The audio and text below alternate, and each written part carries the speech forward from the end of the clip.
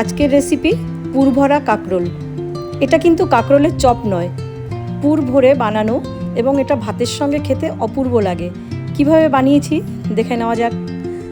কড়াইয়ে অল্প জল দিয়েছি, দুটো কাঁকরোলকে উপরের ধারালো অংশগুলোকে ছাড়িয়ে হাফ করে কেটে জলের মধ্যে দিয়ে দেবো একটু সেদ্ধ করতে। সামান্য নুন দিয়ে 60% মতো সেদ্ধ করে নেব। আর পুরের জন্য নিয়ে নেব পোস্ত, নারকেল কোড়া, কাঁচা লঙ্কা আর 3 কোয়া মতো রসুন। যেহেতু কম, আমি মশলা কমই নিয়েছি। এবার সেদ্ধ হয়ে যাবার পর একটা চামচ দিয়ে এটাকে আলতোভাবে সব বীজগুলোকে বার করে নেব, ভেতরের দানাগুলো তুলে আলাদা করে নেব।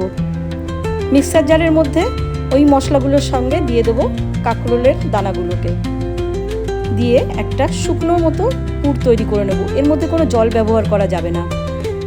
দিয়ে দেবো এর মধ্যে এবার স্বাদ মতো নুন আর খুব সামান্য একটু চিনি।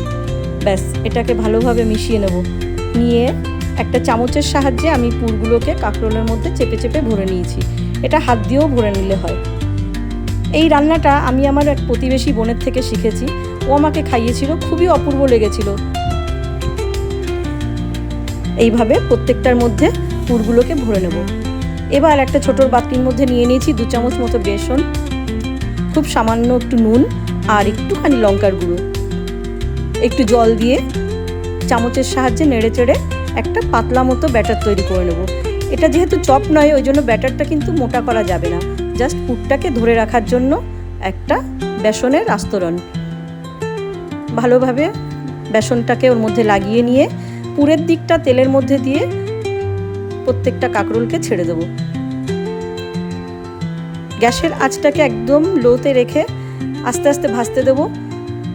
এক পাশ লাল করে ভাজা হয়ে গেলে উল্টে দিয়ে আর এক পাশটাকেও একটু ভেজে নেব। খুব বেশিক্ষণ নয়, 2-3 মিনিট মতো ভাজলেই মোটামুটি এটা সেদ্ধ হয়ে যাবে পুরোপুরি। ব্যাস, নামিয়ে নিলে গরম গরম ভাতের সঙ্গে অপূর্ব লাগে।